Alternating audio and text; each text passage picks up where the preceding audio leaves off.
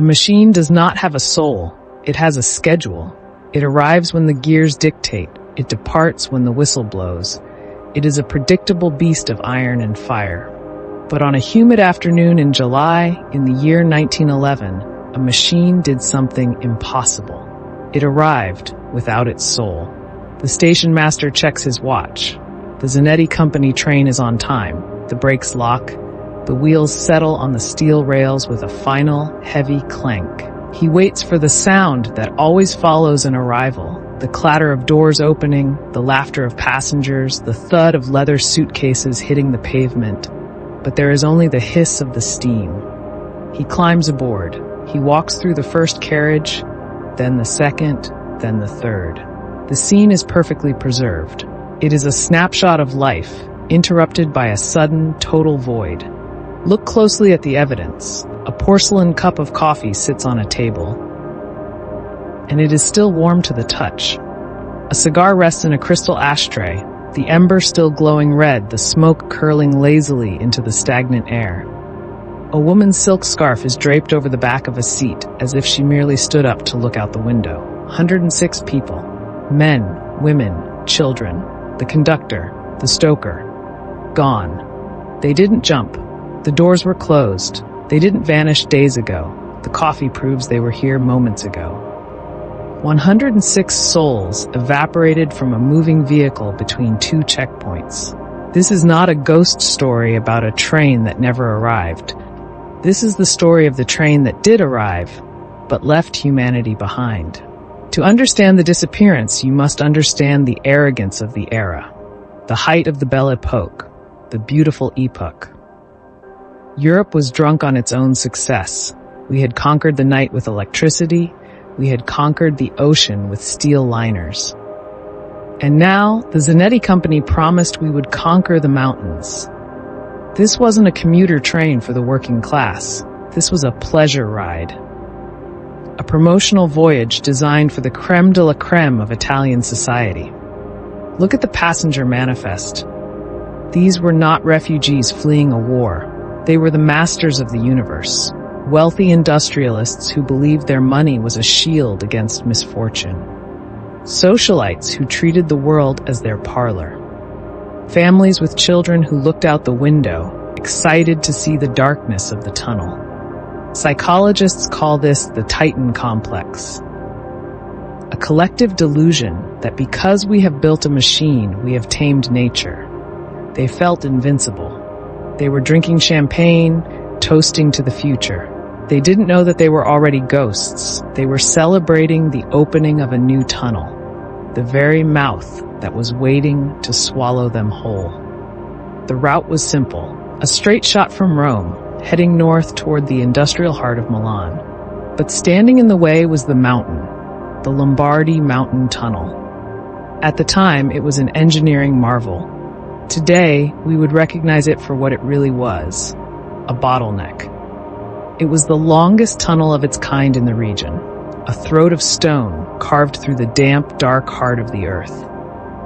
It was half a mile long. In detective fiction, we often talk about the locked room mystery. A body was found in a room locked from the inside. But this is a locked room mystery on an industrial scale. The room is a tube of solid rock, buried under a mountain. The victim is a 3-car train made of solid steel. Once you enter, there are no side doors, there are no exits. There is only one way forward, or the way back. The track goes in, the track comes out. Physics demands that if an object enters one end, it must exit the other. But on July 14th, physics blinked. The train entered the throat, and the mountain simply closed its mouth. The timeline of a disaster always begins with routine. At 10 a.m., the whistle blew. The Zanetti train eased out of the station. It consisted of a high-powered locomotive and 3 luxury carriages. We know the manifest. We know the seating arrangements. In car 1, the Sagona family, wealthy textile merchants. In car 2, a group of business rivals from Milan, sharing cigars and discussing the upcoming merger that would make them rich. In car 3, the wives and children, watching the world drift by. Here's a detail often overlooked. but crucial to the mystery. The speed. This was a sightseeing tour. The train was not racing. It was crawling at a leisurely 15 miles per hour. They were meant to savor the view. This slow pace was designed for luxury. But as they approached the mountain, this lack of speed would become the only reason we have any survivors at all. 11:45 a.m. The sun is high, but the train enters the shadow of the valley. We have witnesses here. Farmers working in the fields near the tunnel entrance looked up. They saw the black smoke of the engine against the blue sky. To them, it looked like a postcard. But as the locomotive nosed toward the opening, the witnesses noticed something wrong. Usually, steam dissipates. It thins out into the air. But the smoke around the tunnel entrance wasn't thinning. It was gathering. The farmers described the air growing heavy. The birds stopped singing. The black coal smoke from the engine hit the tunnel mouth and seemed to bounce back, mixing with something else. Something rising from the earth. 11:50 a.m. The moment of contact. Out of 106 people, only 2 men came back to tell us what happened. Sando Modesto and a colleague. They were found hours later, wandering the tracks outside the tunnel in a state of catatonic shock. When Modesto finally spoke, his testimony was not about mechanics. It was about madness. Modesto described a milky white fog. He said it didn't behave like the weather. It was viscous. It rippled like a living wave. It oozed out of the tunnel mouth as if the mountain was exhaling. As the locomotive hit the fog, Modesto described a sound, not a crash, a hum, a vibration that he felt in his teeth. And then, the panic. He claimed that the moment the white mist touched the first carriage, a wave of primal terror hit the passengers. Not confusion, terror. The kind of fear that bypasses logic and hits the reptilian brain. The fear of a prey animal realizing the predator is in the room. Why did Modesto and his friends survive? Geography. They were not inside the plush velvet cabins. They were standing in the open-air vestibule between the second and third cars. They were exposed. The train was moving slowly. Remember, 15 miles per hour.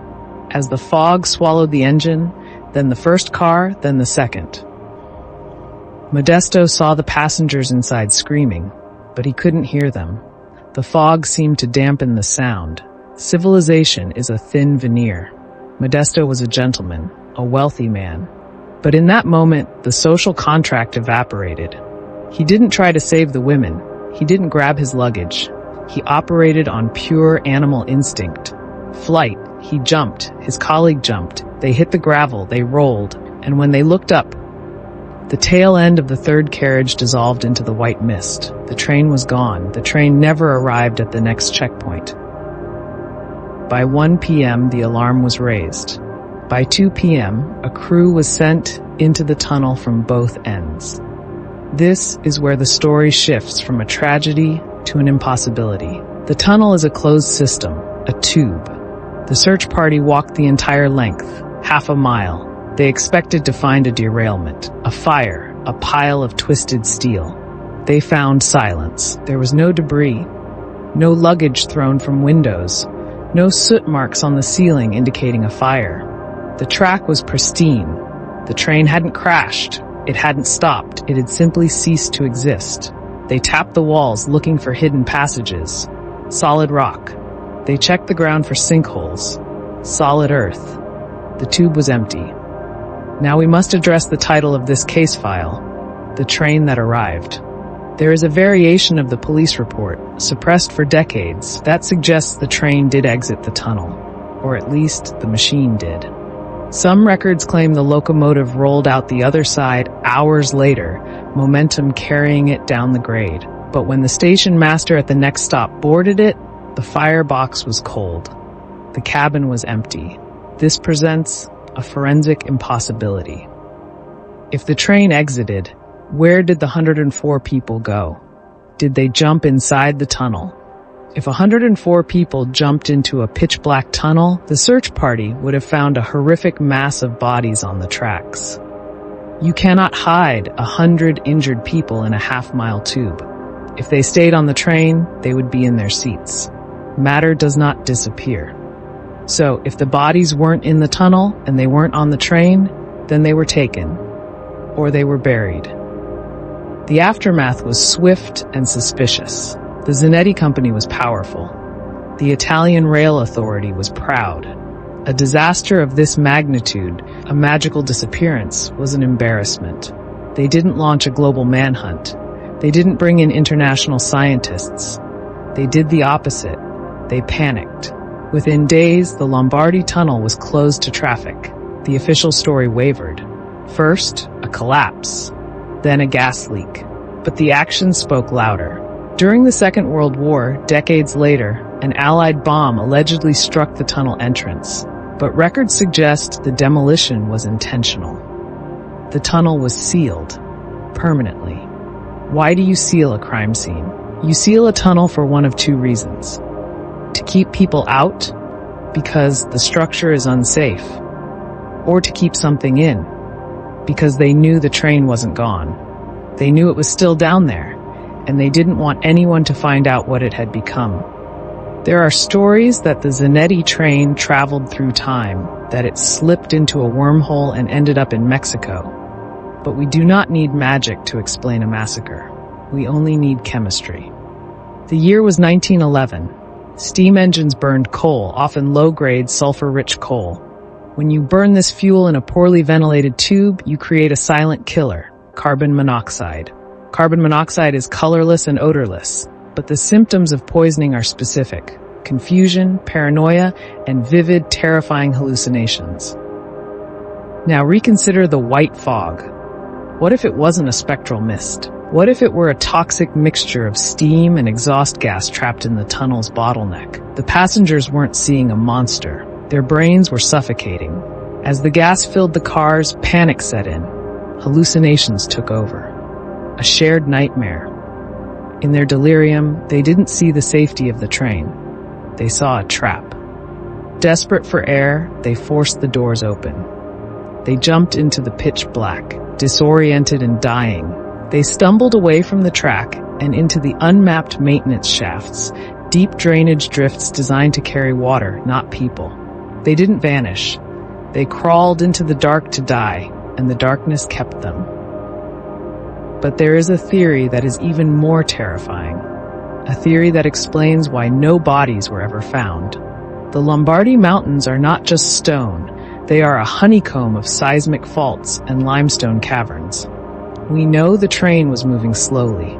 The hum Sando Modesto heard, that wasn't a supernatural vibration. That was the sound of tectonic stress. The white fog, that was rock dust, forced out of a fissure by high pressure. The earth opened its mouth. A sinkhole, triggered by the vibration of the engine, collapsed the floor of the tunnel. The train didn't vanish into thin air. It fell. It slid into a subterranean cavern beneath the track. And then, as is common in cave-ins, the loose rubble above slid down, sealing the wound. The search party walked right over them. The train, the 106 passengers, the champagne, it is all still there, encased in stone, crushed in a geological tomb just beneath the rails. Even if the train simply stopped due to a breakdown or a blockage, why did no one walk out? Why did 100 wealthy, educated people allow themselves to be erased? The answer is folie en masse, mass hysteria. In the dark, fear is a contagion. It spreads faster than any virus. If the lights went out, if the air turned foul, if one person screamed, "Fire!" reason dies. The panic would have been lethal. A stampede in a narrow tunnel is a meat grinder. If they had fled into a side shaft, they would have become wedged, trapped. The disappearance was likely a pile-up of bodies in a forgotten drainage drift, a mass of humanity that the initial search team either missed or ignored. And this brings us to the ugliest truth of all. Why was the tunnel sealed? Why are the records so sparse? Because the Zanetti Company could not afford a massacre. Imagine the alternative, admitting that your luxury train poisoned 100 of Italy's elite, admitting that your engineering marvel collapsed and crushed them, admitting that you built a tomb. It is far easier to sell a mystery than a tragedy. A mystery is romantic. A mystery is unsolved. A tragedy is a lawsuit. A tragedy is prison. The authorities chose to seal the tunnel and declare it a ghost story rather than admit to negligence. They turned the dead into a myth so they wouldn't have to dig them up. We like to think they traveled through time. We tell stories about the Zanetti train appearing in Mexico or in the future, because the idea of them going somewhere is comforting. It implies survival. But the truth is likely much colder. They didn't go somewhere else. They are still there, waiting in the dark, just beneath the stone. The earth keeps its secrets, and so do men. I Am the Oracle investigates, and the investigation continues.